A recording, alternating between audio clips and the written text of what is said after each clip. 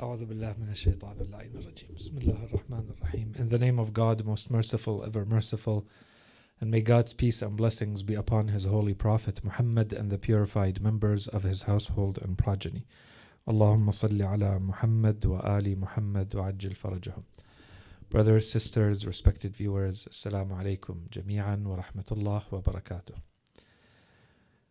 Welcome once again to our life series in which we are going through the original scriptures of our religion to try to extract principles through which we can live Islamically in a very complex world. The main theme that we are discussing is the theme of knowledge.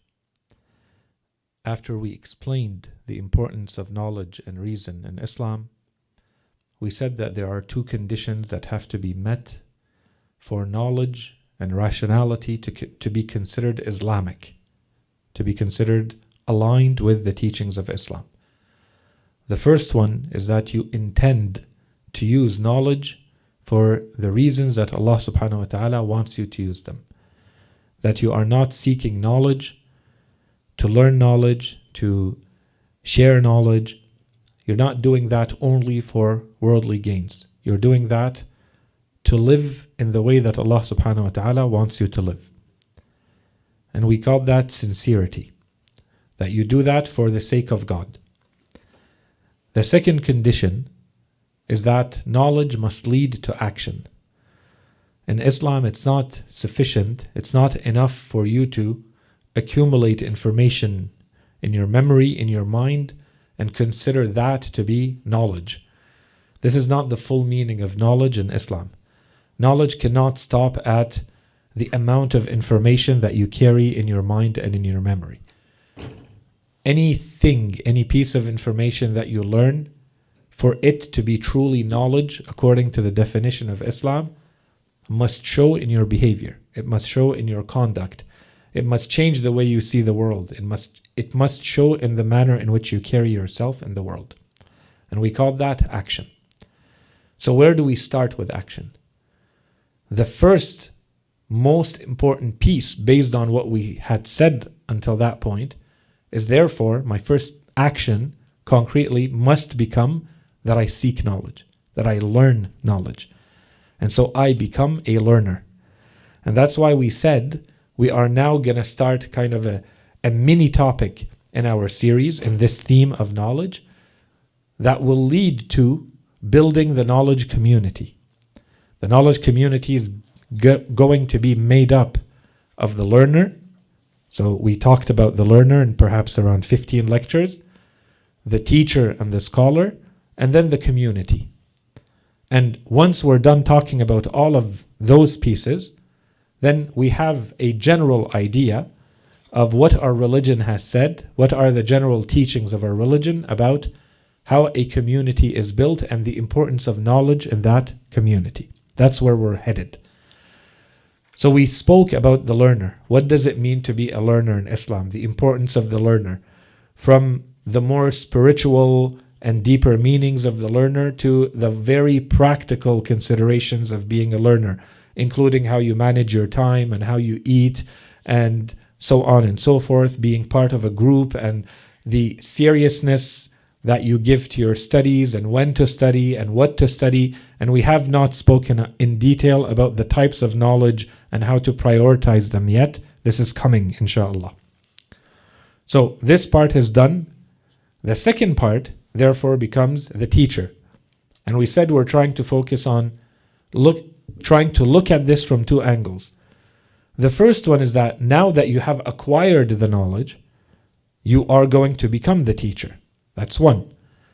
You have a duty towards that knowledge, a lot of duties in fact, and one of the most important ones, if not the most important, beyond yourself and acting based on the knowledge you know, is that you share that knowledge with others. If you have enough knowledge and you are able to share it with others, then this becomes the duty. So you have to become the teacher. You have to become the scholar. That's one. And two, as a learner, you're also trying to find the person, to identify a person to say, this is going to be my teacher. How do I choose this person? So this applies to the other. We need to understand what are the traits, what are the characteristics of the teacher who is also the scholar. You can look at the same person as being the scholar, the person who carries the knowledge, and the person who's performing the role of the teacher to you. Whether the person knows they're your teacher or not is besides the point. It's what you are using that person for. Okay, so that on one side, that person, that scholar in general in themselves, or the teacher in themselves, that's one side of it. That you're looking outside because you're trying to find that person from whom you're going to gain all this knowledge. And we said this is very important because whether we realize this or not, this person is going to have much more impact on us than just sharing pieces of information. Islam is very clear that the moment you start listening to someone, the more you are opening your mind and your heart to a speaker or to a source of information and knowledge, the more you are allowing that person to shape you, or that source of knowledge to shape you. And that's why we emphasize so much of the importance of being aware of this, so that you know when you watch a movie, when you read a book, when you constantly listen to someone, you have to realize, based on Islamic teachings, how much you are opening yourself up to being molded and shaped by these ideas and this information. And so if you think that this is perhaps not the best information or the best source of information, don't take it lightly and say, yeah, but this is just for entertainment and this is just for fun and I'm just curious and so on and so forth. If you know, and you should track yourself, you should watch yourself to see what is the influence of this type of information, of this speaker, of that person or guru or book or movie on me, on my behavior, on my outlook in life. This is very important. And so you want to choose the right person. And secondly, you want to become that person.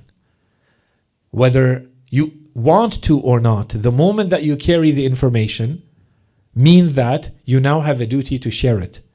And in fact, in a lot of cases, you are starting to share it. Whether you're doing this intentionally in a formal setting where you bring people in and you start to teach them like we're doing here, or just the manner in which you carry yourself and talk to people in general, the knowledge that you have is going to start having an impact on those around you. And so when we talk about the traits and the characteristics of the teacher and the scholar, it's not only about that other person that I'm looking for to find to be considered my teacher. It's also about myself. What am I doing with the knowledge I have? I have to start now moving towards the characteristics. When I say a teacher or a scholar in Islam is A, B, C, D, then those things have to show in the manner in which I carry myself, because I now carry knowledge. And so the knowledge that I carry has to show in my behavior and in my conduct. Right? Okay, so now we are still in the traits and in the characteristics of the teacher and the scholar, but we said don't just focus on the other. We're not just focused on that other person that, everybody formally recognizes as a scholar or a teacher. You're also constantly looking at yourself to see, when I'm looking at 10, 15, 20 of these characteristics, how many of these do I match?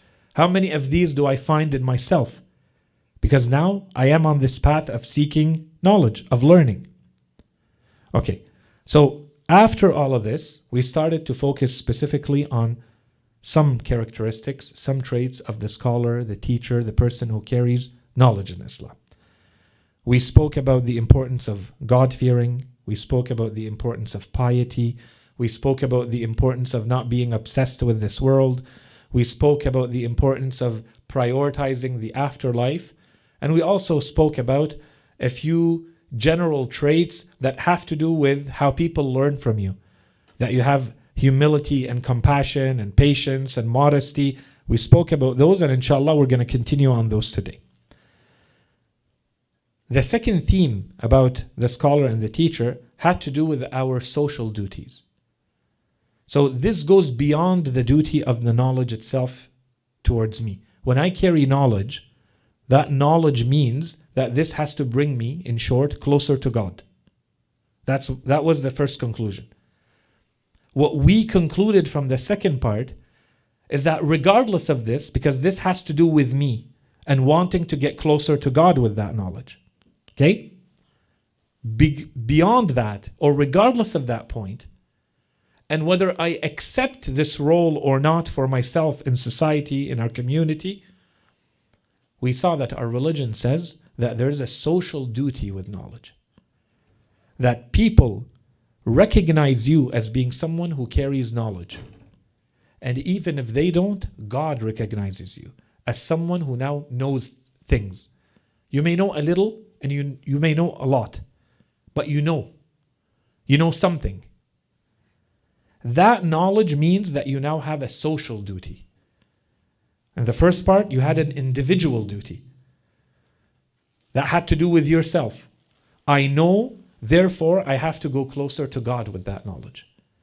In this second part, I know, therefore I have a social duty. I have a duty towards others. Regardless of whether I'm being a good person with the knowledge I have or not, I have a duty towards others. And if others recognize me as being someone who carries knowledge or who represents knowledge, then that duty increases, that responsibility increases. And we said sometimes this could be very formal. I'm sitting here lecturing. This is very formal. And sometimes it's very informal. As we said, we all have siblings. We all have children, or we will, inshallah, have children. You don't think that you're influencing others? If you're older, you don't think that they are considering you, whether you have accepted this or not, they're considering you to be a role model? Don't you have neighbors where when you are a minority in a society like here in Canada,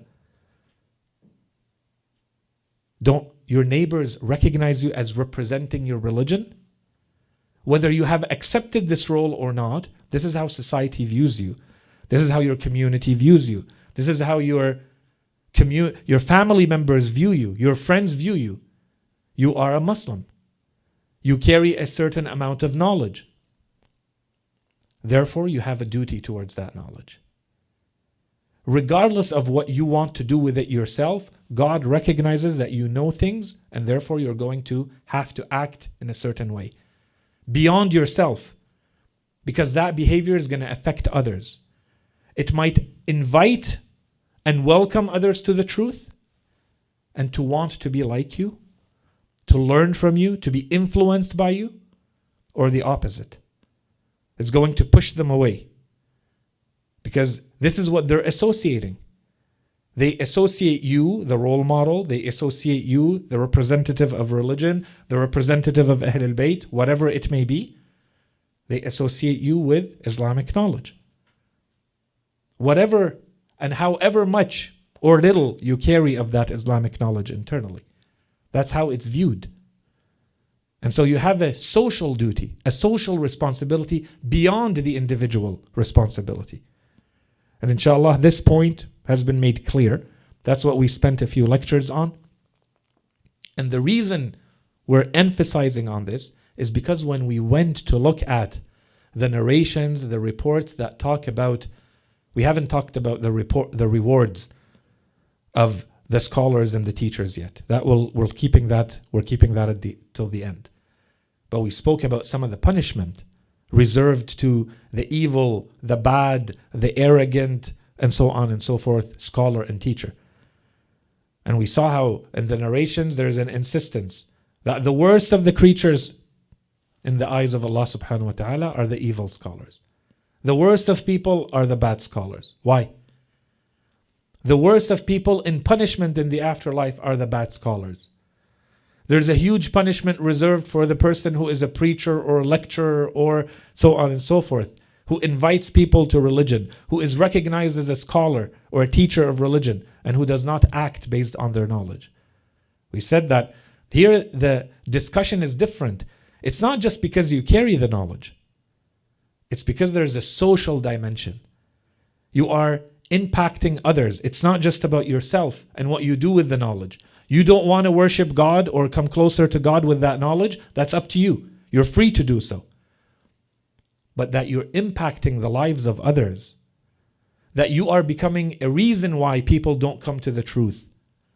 When you could have been, when God gave you or put you in a position to bring people to the truth because of what you know, however little or however much that is, Allah subhanahu wa ta'ala put you in that position. So if you use it to do the opposite, there's an additional punishment here. Because there's an additional duty, there's an additional responsibility. So inshallah, this was the second theme we talked about. The social dimension of the knowledge, beyond the individual one. And of course, we mentioned that, for instance, Allah subhanahu wa ta'ala reserves greater punishment, that 70 sins are going to be forgiven to the commoner before a single sin is forgiven to a scholar. For instance, to stay away from the scholar is obsessed with his life. More knowledge is supposed to mean more fear of Allah subhanahu wa ta'ala and better conduct. And then there were some ahadith that definitely would have deserved much more discussion because of how important they are and how rich they are. One of them, if you will remember, is the hadith of Imam al-Sadiq alayhi salam, if I remember correctly, where he was talking about what he expects from his Shia. And we said this hadith clearly shows that the Imam is talking about people gathered here in front of him who met two descriptions. The first is that they are his Shia, his followers. So he's talking to them differently. And the second one is that they are scholars, because he talks about knowledge. So they're not just commoners. They're not people who are working in the trades and who don't carry knowledge. No, the Imam insists to explain the importance, what it means now that you carry knowledge. What does it mean? And so you'll remember here, the Imam, he gave some very high standards. He said, those who follow us, the Imam is saying, I expect them to have the most perfect of ruku' and sujood. You remember that? Your prayer is supposed to be the best of prayers. And we explained why the Imam might talk about the prayer. And we said that this standard extends way beyond the prayer, as the Imam explained. It extends to every aspect of your life. The Imam expects you. This is the social duty. This is the social responsibility. The Imam says, you want to be my follower? You want to be my Shia? Then I expect you to be the best. In a community, you're the best. In a society, you're the best. That's how you achieve our wilayah, the Imam said. It has to show in your conduct. Words are not enough. Claims are not enough. It has to show in your worship and God-fearing, and it has to show in your actions in general. And the Imam also said, and that which is with God, the reward, heaven, paradise, can only be achieved through amal. You can say, I love the Imam as much as you want. The Imam says that's not enough. I want to see amal. Prove that with your actions. That is how you achieve our wilayah, and that's how you reach what is with God. Everything is earned. And we see that in the lives of Ahlul Bayt alayhim as-salam. They should be the ones who are already there. They already have the knowledge, they already have the piety and God-fearing. And you look at their conduct, you look at their lives, nothing was taken for granted. Every single day. Their worship, their actions, no opportunity is wasted. So the Imams want this to show in their followers. You're my follower, show that in your actions. And then the Imam was, of course, also insisting on, and if you are a scholar, if you have additional knowledge that the commoners don't have, then there's even more responsibility upon you towards your relationship with Allah subhanahu wa ta'ala and towards these very high standards. Okay. There was another hadith, perhaps last week there was this hadith from Imam Ali alayhi salam, and then we'll get into the new hadith. Also, I think worth pointing out, highlighting, in which Imam Ali alayhi salam, in very few words, he presented what we said could be the foundations of two entire theories from one hadith. The first one would be a theory about leadership. The second one would be a theory about education. The conclusions from that hadith that the Imam says is that when someone puts themselves in a position where they want to teach others, they have to start by teaching themselves, their own self. That's your theory of leadership. Before I teach others, I want to be in a position of leadership, the Imam says. You want to lead, start with yourself. That's one. And two, the Imam said, after you start educating yourself, when you start teaching others and educating others, it has to start with action, not words. That's your theory of education. This applies to the small children in a kindergarten. This applies to a family. This applies to a community. This applies to society. Theory of education. You want to educate. You want to train. You want to change minds. You want to teach people. How do you do it? Words are nice. What I'm doing right here now, that's nice. But that's a luxury. That's secondary. The real teaching, Imam Ali alayhi salam said, is start with actions. Don't start with words. And then his conclusion, in those few words Imam Ali alayhi salam said, is that the person who has self-trained, self-disciplined, who has trained themselves and educated themselves and worked on themselves, it is much more worthy of respect and merit and high rank than the person who is teaching others. With this, he brings everything together. He brings the leadership and the education together, which completely flips our own standards of who is worthy of admiration and respect and leadership and so on and so forth. Okay, but to come back to all of this, we're linking this, our topic here, is the teacher and the scholar and the importance of action and the importance of having the right conduct and not acting in a way that is hypocritical. And you'll remember that very powerful image that came back in a number of narrations, where the Holy Prophet, Imam Ali alayhi salam, the other Imams are saying, the people who will have the greatest regret in the afterlife. Who are they? We said the afterlife, it's mentioned in our religion as being the day of resurrection, Yawm al-Qiyamah. It's called Yawm al-Hasra. That's one of its names. It's a day of regret. Because everyone will regret all the missed opportunities, all the good that they could have done, every missed second and moment and minute and hour and day and month and year of our lives that we're not using as we should. So this applies to everyone.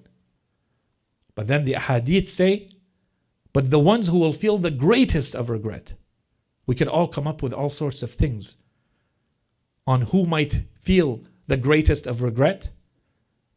And so it may come as a surprise when the ahadith say is going to be the scholar and the preacher who did not act based on what they were teaching and what they were trying to preach to others. And we saw at the end, I think we finished with that hadith, where you have people who are now in heaven, who see people in hell. And when they spoke to them, when they talked to them in the afterlife, they tell them, what got you in hell when you were the ones who were teaching us? We came to heaven. We ended up in heaven because of your teaching and your training and your education. And they said, yes, but we did not follow our own advice. We neglected ourselves. We taught you things that we did not act by. And others benefited from our teaching and our information. And as I said, this might apply. Automatically, we might think of the big name and the big scholar, and we say this would apply to them. How dangerous is the ground they're standing on? But there's another way to understand this that applies to all of us. We all have information and knowledge. We all try to influence others. As we said, people in our family, people in our community, we're all trying to bring people to the truth, to make them better people. So this, inshallah, becomes a constant reminder and warning to us. Don't become the person who's used as a bridge so that others reach the truth and end up in heaven and get the divine rewards, and you stay behind and you don't benefit from your own advice because your actions don't match your words and people are benefiting from your words. But for yourself, your actions are not matching your words. Okay, so inshallah, all of that was clear. Then we started a new heading. We said now, inshallah, this was the heavier part. And we always go in the series between heavier and lighter. So now, inshallah, this might be a little bit lighter. We're still in akhlaq, the moment we're in spirituality, it's a little bit heavier. But there's a more practical dimension to this. And we call these moral traits. Things that should show in the manner in which someone conducts themselves in this world. So we're still talking about the traits of the teacher, of the scholar, of the person who carries knowledge. But now we're focusing on the ahadith that have to do with general conduct in life. So this is not, how deep it goes in your soul and what kind of soul do you carry now and things that affect you in your afterlife. We're talking about your general conduct in this world. And we mentioned one of the ahadith or one of the themes had to do with nobility of character. We saw how Imam Ali alayhi salam says when someone is of a more noble, elevated, good character, the more knowledge they gain, the more modest they become. And the person who is of a low, bad character, the more knowledge they gain, the more arrogant they become. And they abuse others with the knowledge that they carry. Okay, that was the first set of ahadith. The second one had to do with the importance of arrogance and tyranny. And this is, inshallah, by now you've seen that this is a constant theme. The moment you talk about knowledge, the moment there's going to be a link somehow with arrogance. How do you conduct yourself with yourself? How do you see yourself now? How do you see a relationship with God? And how do you see a relationship with other people? True knowledge, and we saw the ahadith about this, true knowledge necessarily means, and this is a clue, is the knowledge I'm gaining true knowledge. This is the knowledge that God wants. True knowledge has to mean that you become more modest. It has to mean that you become more humble. Not the opposite. If it leads to more arrogance and tyranny and domination over others, there's something wrong. Either with you or with the knowledge you're gaining. Okay, and we said other examples of these moral traits, and we're going to start seeing some of them. Foolishness. So of course, a lot of these are about avoiding. These are the negative traits. Foolishness. Another one is neglect, being heedless, being unaware in this world. Another one, jealousy. And we said, this is just a quick reminder, we spoke about this. If our narrations, our ahadith, emphasize these traits so much, there's a reason. And the reason is that this is just human nature. When you are given power, the exception is the human being who is automatically going to use that power for good. The human tendency is that now I have power, I'm going to use it and abuse it.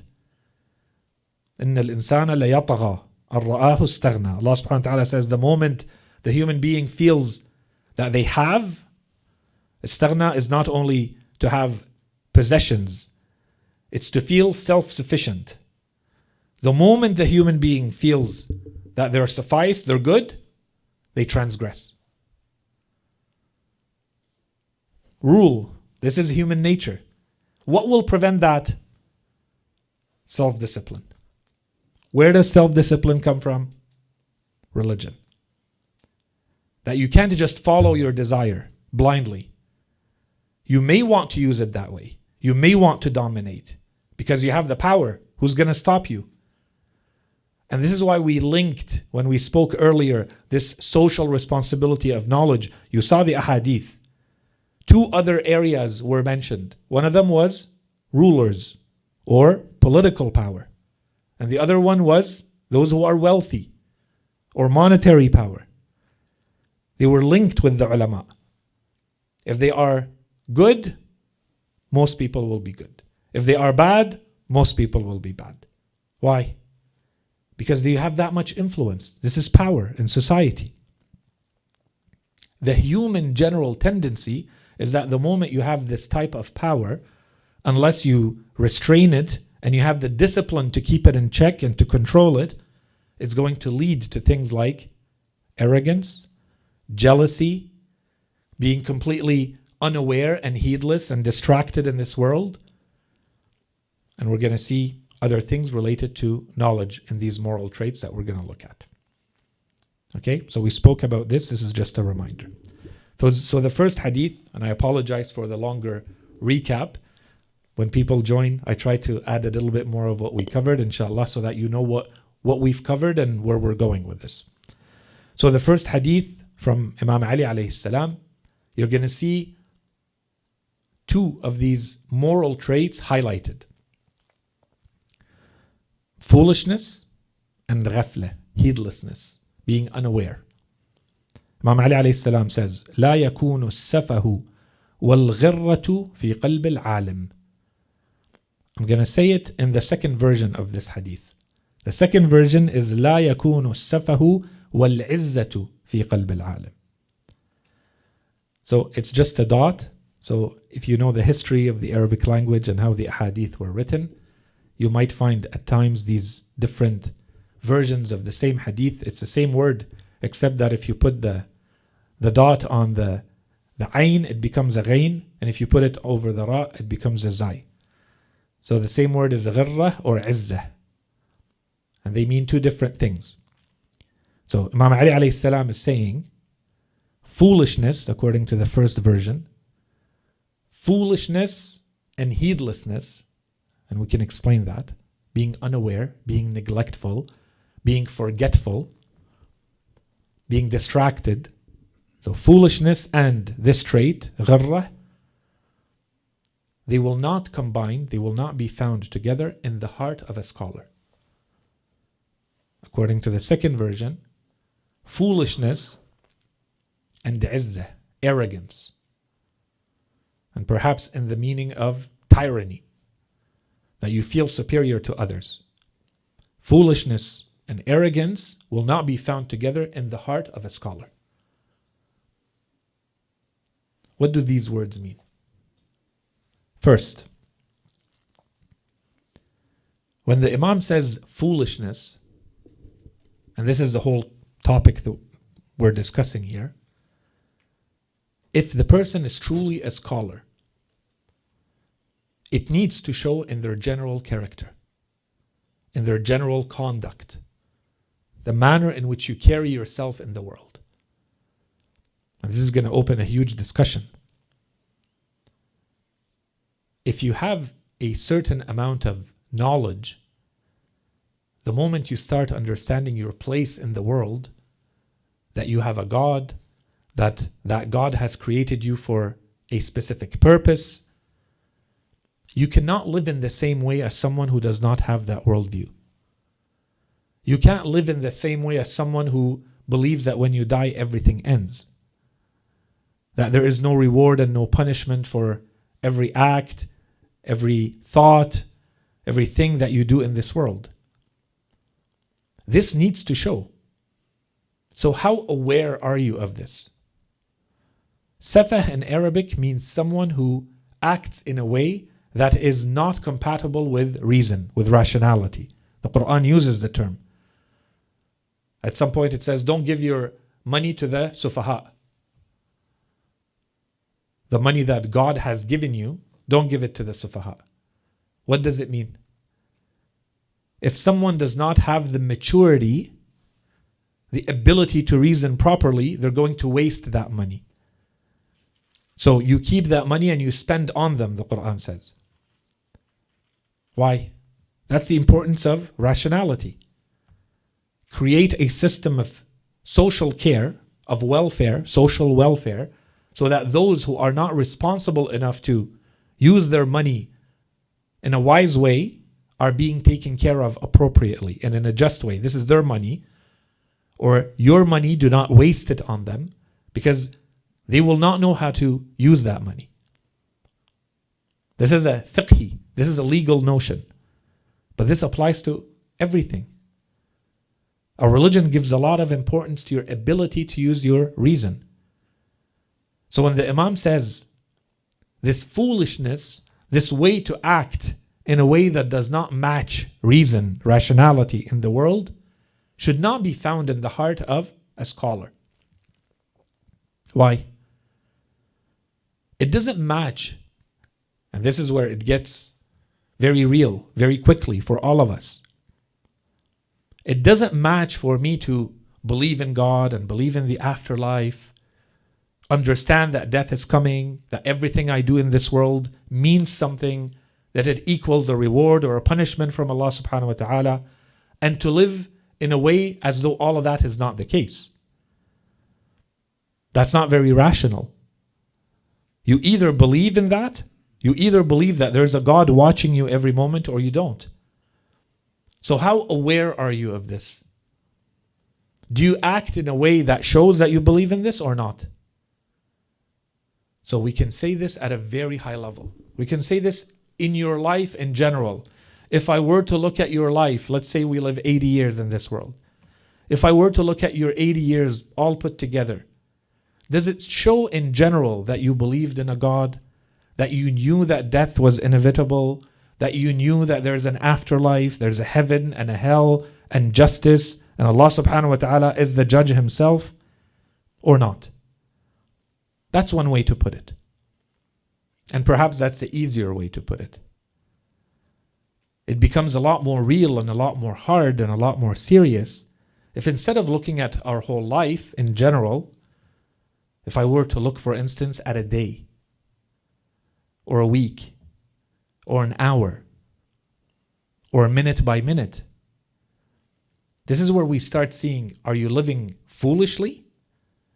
Or are you living in a way that is compatible with this belief? Are you living in a ghirrah? Ghirrah means ghafla. Means you're unaware, you're distracted, you're heedless. This word is used, for instance, they say the soldiers were in this state and they were attacked. Just so that you know how this term is used in Arabic. Do you live in that way? As though this is not happening, you're too distracted to realize all of this is happening, that there's a God, that there's an afterlife, that there is death, or not. Okay, so this becomes, this is the topic. The topic is that beyond everything we said, the spirituality of it, the social dimension of knowledge, in general, in your life, in the manner in which you conduct yourself, you have to have a certain level of seriousness. Your life cannot just be fun and entertainment and chilling and hanging out and so on and so forth. There can be a dose of that. But this cannot be your life in general. Or it's not compatible. And so anyone looking from the outside would say, this is foolishness and heedlessness. You either believe in that and so you act accordingly, or you don't. If you don't, that's fine. You already don't believe that there's a God and you don't believe that there's an afterlife. It doesn't matter how you live here. But if you do, then it needs to show. Otherwise, you should be the first to recognize that this is foolishness. Okay, that's the first point. The second point is there's a more superficial or more high level general understanding when the riwayah says, for instance, safah and ghirrah, or safah and izzah, that you have foolishness and that you have heedlessness. This can show at a very deep meaning, as we said, which means, for instance, you are neglectful and forgetful of an afterlife. Or it can show in a very simple way, in the day-to-day life that you live. When people look at your life, do they say that this is a life of foolishness?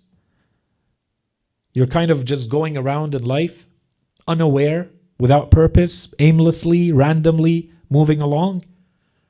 Or does it look like there is a little bit more rationality and judgment and wisdom behind your life?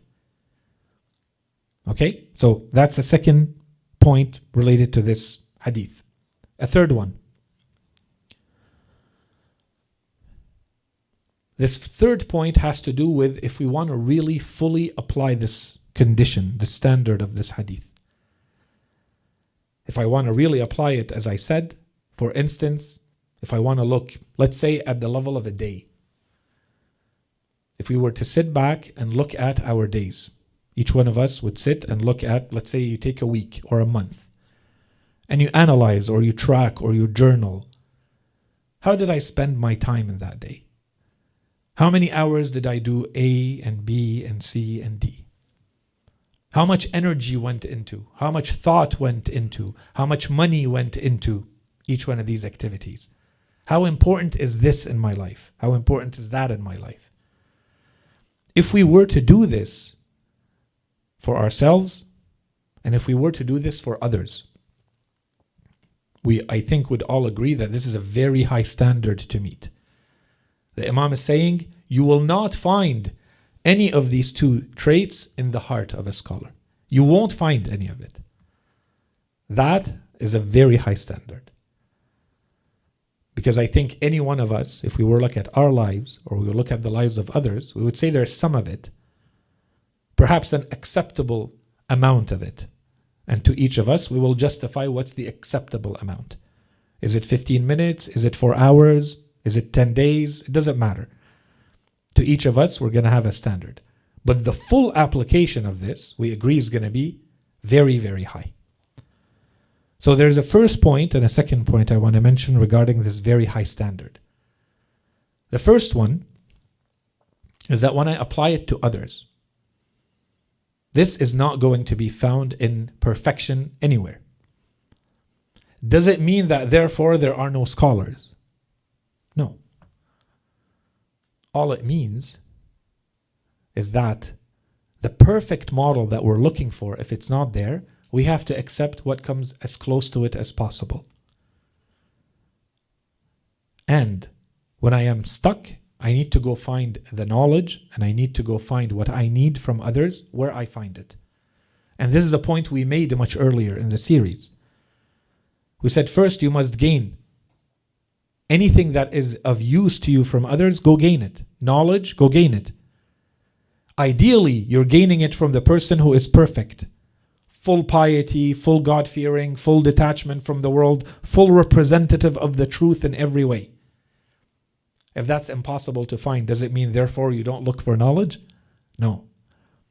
What if the knowledge you need is not even with someone who believes in God or religion or the afterlife? What do? We said you go and seek that knowledge. Because your religion says go and seek the knowledge. You need the knowledge. If you can seek it from the person who also has the spiritual dimension, that's your duty. If that person is not there, or it's too hard to reach who will give you that knowledge, you still have to go and get the knowledge from wherever you can. And so this still applies here. Right? So when we talk about these, the standards are very high. Again, as a reminder, this doesn't mean therefore that you don't do it because the standard can't be found anywhere. It just is a reminder that the standard is very high. That's first. But you still have the duty. The second point has to do with when we apply the standard, now we applied it to others. Now we have to apply the standard to ourselves. And that's why we said this whole point, when we talk about the teacher and the scholar, don't always look outside of yourself. Look at yourself too. You do carry a certain amount of knowledge. You do know enough that you should be able to act on in a way that's aligned with your knowledge. Okay, so what does that mean? What that means is that, as we said, if we were to look at our own lives in an hour, in a day, in a week, in a month, perhaps there's a lot of room for improvement. If I look at my life and I see that there's a lot of these two traits, a lot of forgetfulness, a lot of foolishness in my life, I need to do something about it. What does that mean? So here, this is the big question. In order to avoid this, we need a lot of practice. And we're lucky enough to follow this religion of ours that has built in a lot of forced practice, because we won't practice on our own. Until you realize the benefits of practicing, you won't do it. So our religion forces you. For instance, 5 times a day, a hook brings you back to God. Remember, there's a God. Remember, there's an afterlife. That's the point of prayer. It's meant to be in the middle of your day. It's meant to be when you're busy with a whole bunch of other things. You're busy with sleep. You're busy with food. You're busy with family. You're busy with work. You're busy with school. Whatever it may be. That's the point. Because when you're busy, you're distracted. And God says, remember, there's a prayer. Come back. While you're doing this, what's the purpose? What's your intention from this work, this school, this family, this sleep, whatever it may be? Did you remember to pray? Do you remember what's the general purpose from all of this? Why you're doing all of this? This is the constant reminder. And this is practice. So if you do your prayer and you're not aware of this, it's just motions and a ritual, you won't get that benefit. You need a lot more than this. Is the bare minimum in our religion, the 5 daily prayers. And in a lot of cases, we have to add a lot more. What else do you do in your day? What else do you do in your week? You have to add things. Because otherwise, by default, the human being is going to be distracted and forgetful and acting foolishly. This is the default. This is the normal human nature and tendency. So you have to do something, whatever it may be, for you. You look at your own life and say, I need to listen to a lecture. And it has to be regular. I need to read a book.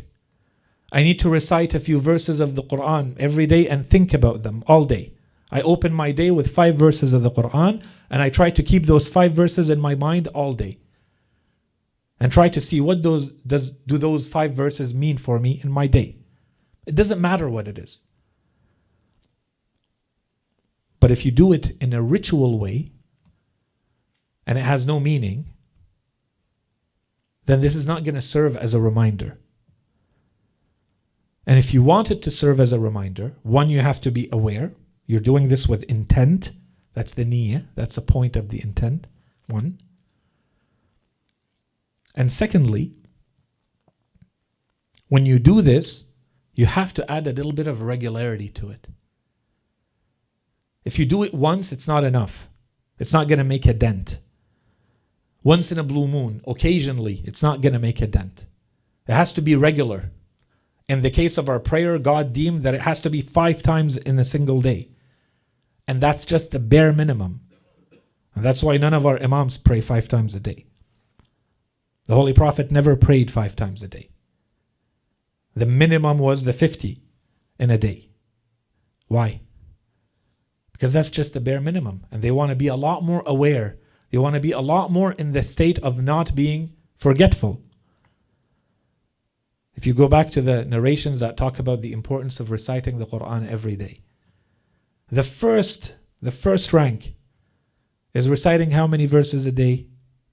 50. 50 verses a day. The riwayah, what does it say? لم يكتب من الغافلين. And then the merits start. Beyond, so at 100 verses, you start being of a certain rank. If you daily recite 100 verses, 150, 200, 300, 500, 1,000 verses a day, then you reach a rank, if this is consistent. What about 50? The first one, the first layer. The riwayah doesn't say you have reached a rank.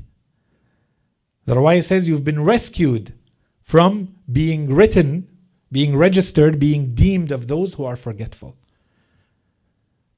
You've now escaped being in a state of forgetfulness because you've recited 50 verses of the Quran in a day. And I'm not saying this so that we all feel bad. I'm saying this to show that there is an importance to adding some of these ingredients to our lives on a regular basis. Otherwise, by default, the human being falls into a state of forgetfulness and a state of heedlessness, being unaware, randomness. You just go through the motions in life without any meaning. And this, by the way, causes all sorts of issues, psychological and others, to live life without meaning.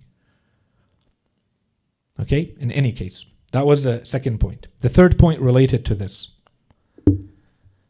Does it mean that we're expecting all of us now to, sleep 4 hours a day and then fast the rest of the day and then be in a state of worship all the 20 other hours of the day? Is that what we're saying? No.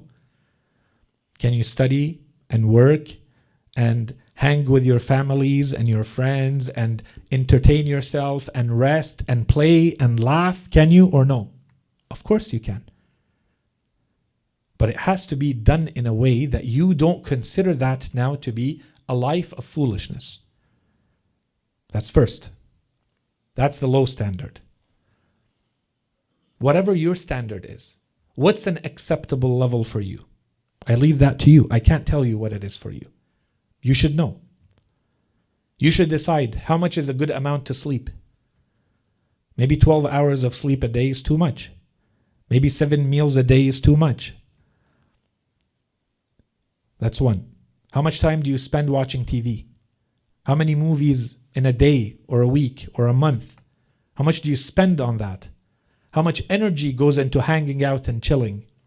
How much money goes into that? This needs to be part of living a life where you are aware. Don't just go with the motions. Look at it. Say, is this appropriate? Do I need to reduce this, increase that? That's second. All of that goes into that first layer.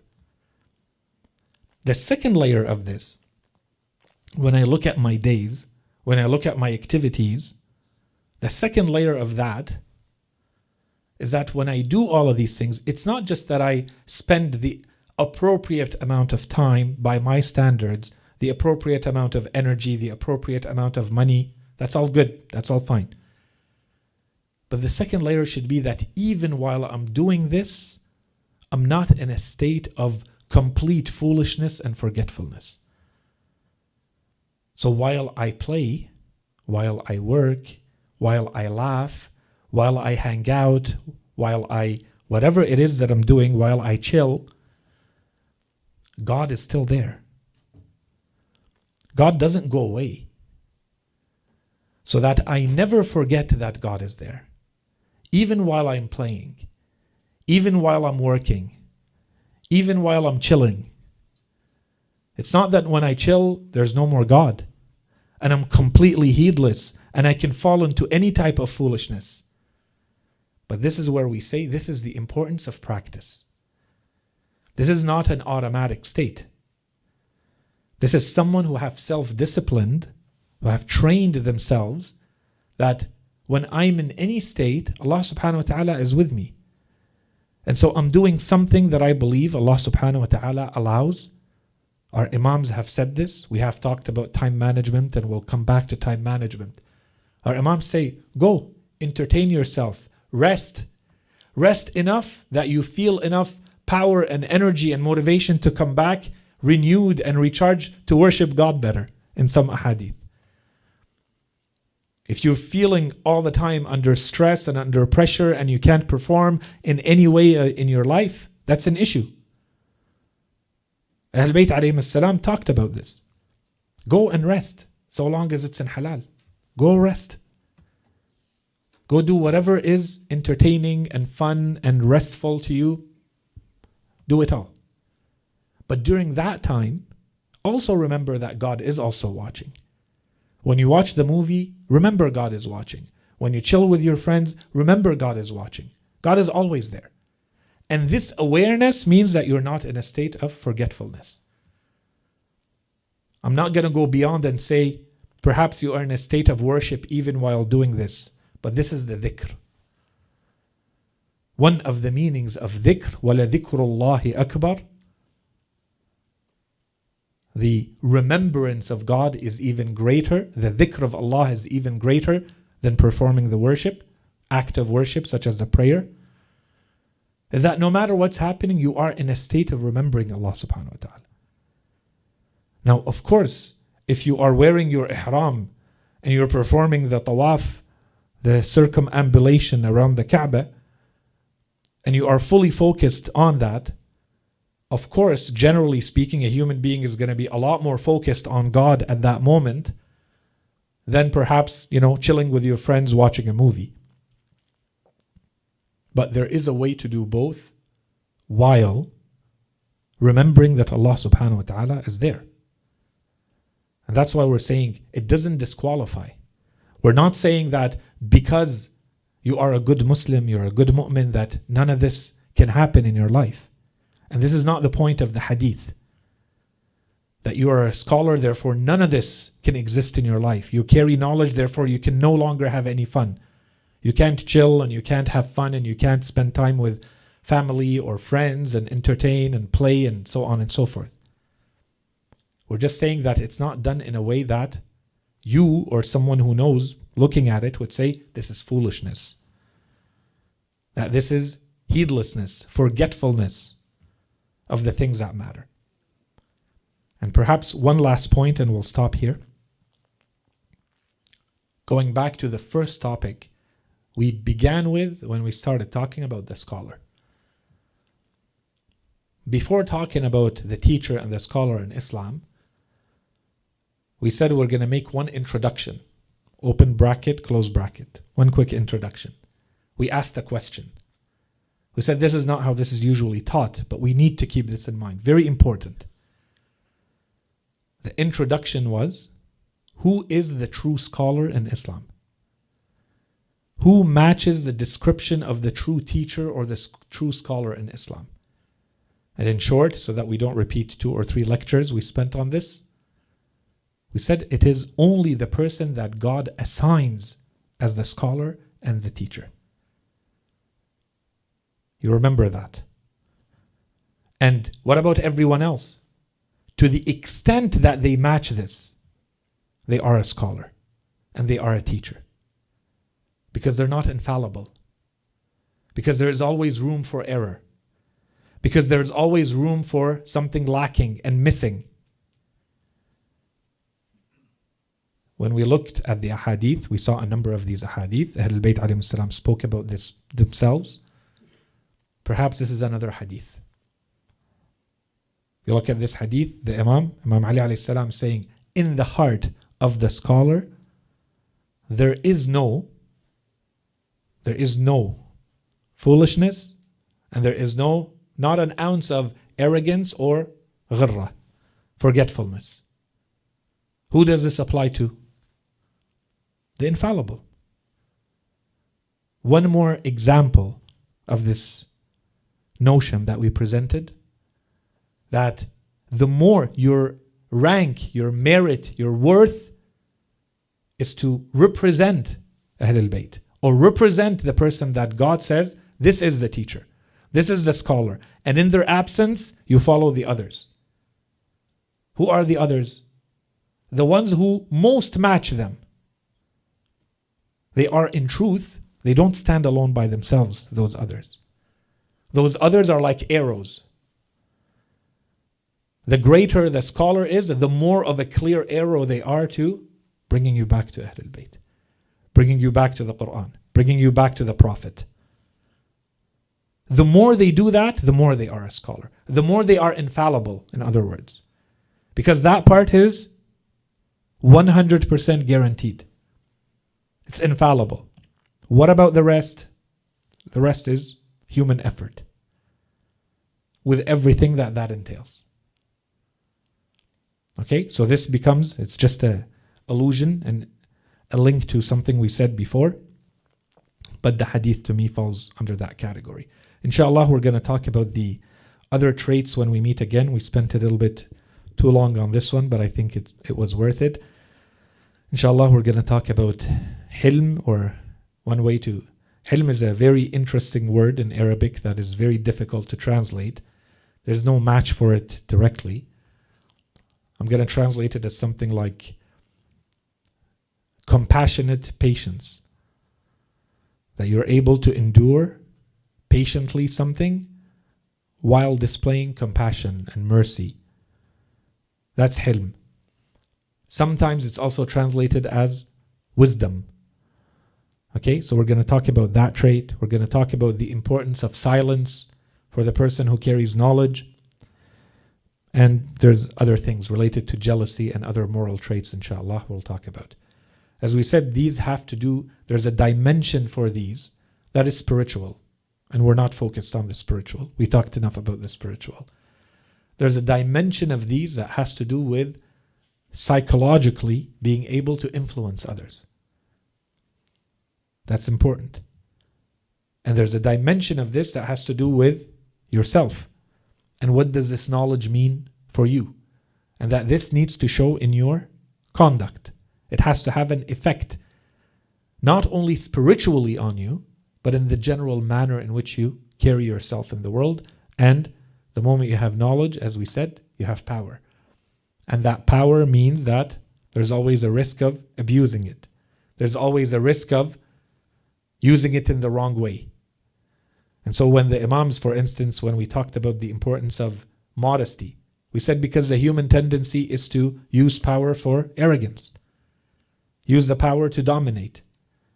So you see the insistence that the true scholar is the one who does not dominate. The true scholar is the one who is modest, who is humble. The more knowledge, the more modesty. And so on and so forth. And this applies to these other traits too. So inshallah, we'll continue that the next time we meet. Wa sallallahu ala Sayyidina Muhammadin wa ala alihi at-tayyibin at-tahirin.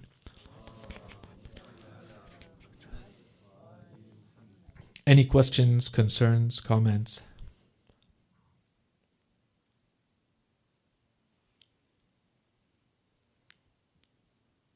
Okay. Wa sallallahu ala Sayyidina Muhammadin wa alihi at-tahirin.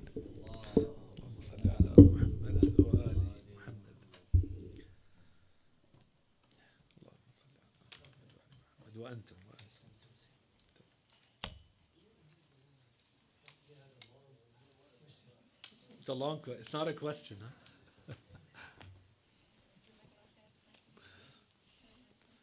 It's a discussion or a comment.